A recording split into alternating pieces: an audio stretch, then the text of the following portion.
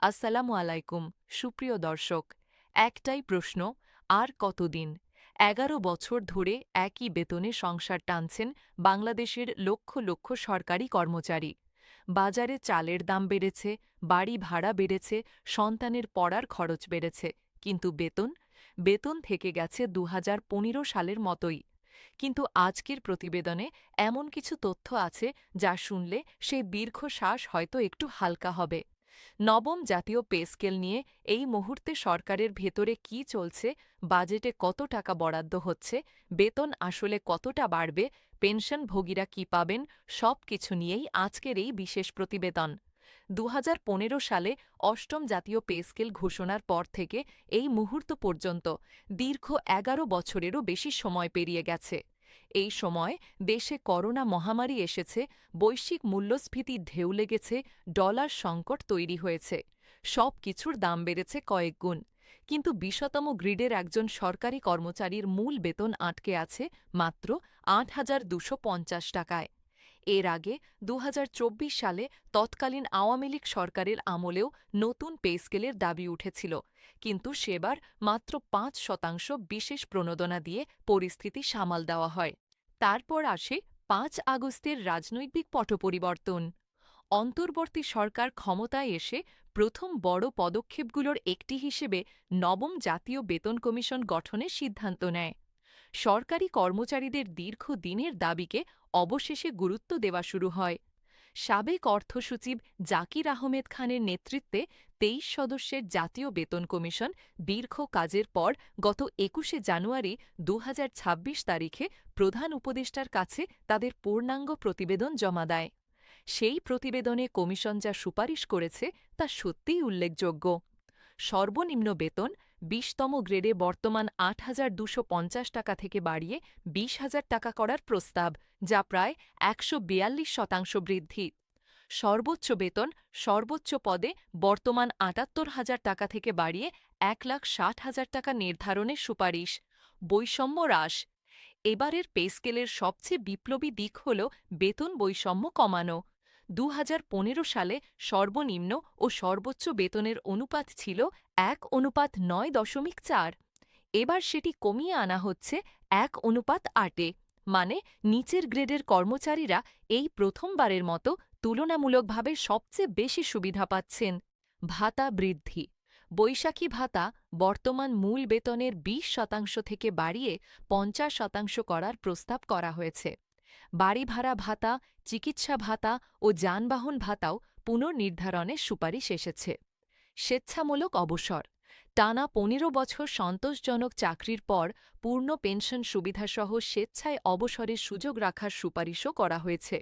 সামগ্রিকভাবে মূল বেতন ও ভাতা মিলিয়ে ১০০ থেকে ১৪৭% পর্যন্ত বৃদ্ধির সুপারিশ করেছে কমিশন। কমিশনের প্রতিবেদন জমার পর সরকার কী করছে, এই প্রশ্নের উত্তরেই লুকিয়ে আছে সবচেয়ে গুরুত্বপূর্ণ আপডেট। প্রতিবেদন পাওয়ার পর সরকার তাৎক্ষণিকভাবে গ্যাজেট প্রকাশ না করে গত ২১শে এপ্রিল একটি গুরুত্বপূর্ণ পদক্ষেপ নেয়। জাতীয় বেতন commission, judicial service pay commission এবং সশস্ত্র বাহিনী বেতন কমিশনের সুপারিশ পর্যালোচনার জন্য আগের কমিটি পুনর্গঠন করা হয়। সেই পুনর্গঠিত কমিটি ইতিমধ্যে সরকারের কাছে তাদের মতামত জমা দিয়েছে। এবার আসছে সবচেয়ে বড় সুখবর।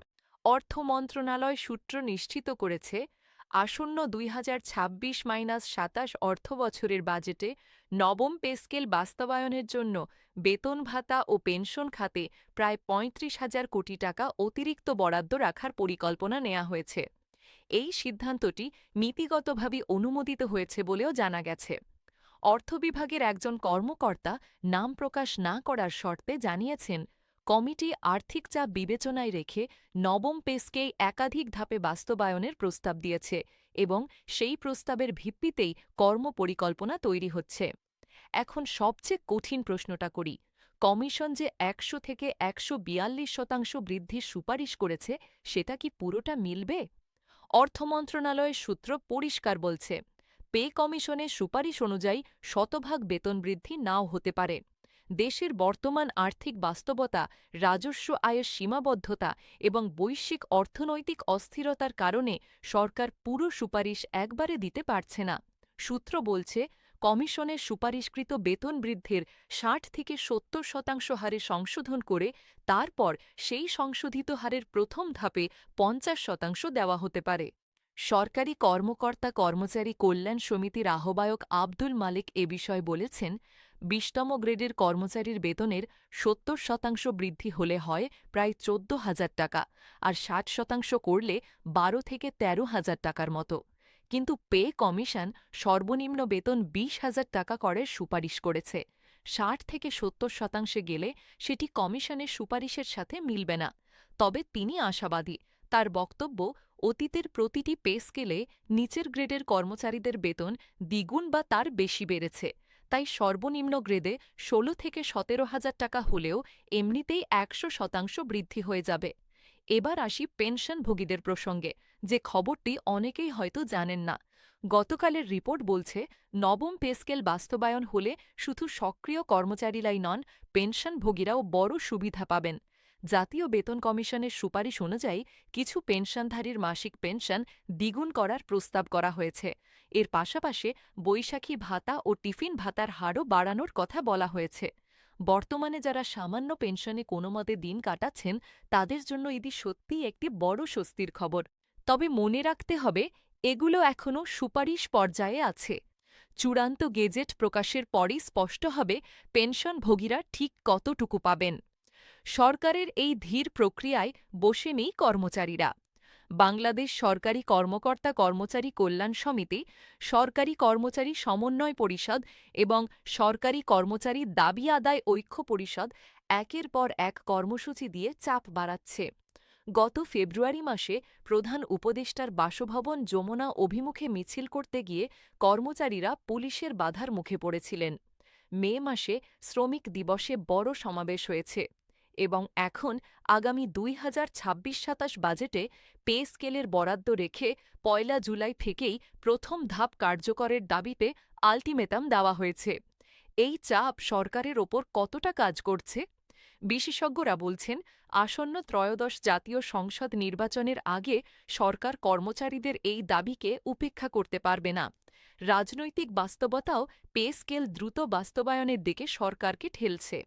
সরকার কেন এত সতর্কভাবে এগোচ্ছে সেটাও বোঝা দরকার। বর্তমানে দেশে ১৪ লাখ সরকারি কর্মচারী এবং ৯ লাখ পেনশনভোগীর জন্য সরকারের বার্ষিক ব্যয় প্রায় ১,৩২,০০০ কোটি টাকা। কমিশনের পুরনো সুপারিশ একবারে কার্যকর করতে আরও ১,০৬,০০০ কোটি টাকার প্রয়োজন। অর্থনীতিবিদ কে এনামুল হক বলছেন, নতুন বেতন কাঠামো একসঙ্গে কার্যকর করলে বাজারে মুদ্রাস্ফীতির ওপর চাপ বাড়তে পারে।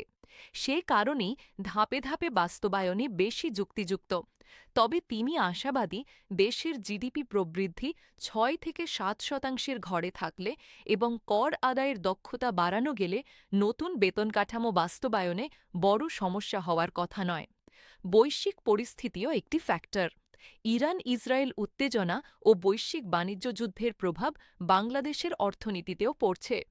এই পরিস্থিতি সামলেই সরকারকে পে স্কেল বাস্তবায়নের পথ খুঁজতে হচ্ছে। তাহলে এই মুহূর্তে পরিস্থিতি কোথায়? কমিশনের প্রতিবেদন সরকারের হাতে আছে। পুনর্গঠিত কমিটির মতামত জমা হয়েছে। আগামী বাজেটে ৩৫,০০০ কোটি টাকার বরাদ্দ রাখার নীতিগত সিদ্ধান্ত হয়েছে। আগামী ১ জুলাই থেকে প্রথম ধাপ কার্যকরের প্রত্যাশা সবচেয়ে জোরালো। কিন্তু এখনও সরকারি গেজেট জারি হয়নি, চূড়ান্ত সিদ্ধান্ত আসেনি। দেশের কোটি কোটি মানুষ, সরকারি কর্মচারী ও তাদের পরিবার সেই গেজেটের অপেক্ষায় দিন গুনছেন। ১১ বছরের অপেক্ষা শেষ হওয়ার সময় এসেছে। এখন দেখার বিষয়, আগামী বাজেট ঘোষণায় সরকার সেই প্রতীক্ষার কতটুকু পুরস্কার দেয়। নবম পে স্কেল সংক্রান্ত প্রতিটি আপডেট সবার আগে পেতে চাইলে এখনই চ্যানেলটি সাবস্ক্রাইব করুন, বেল আইকনটি প্রেস করে রাখুন। আল্লাহ হাফেজ।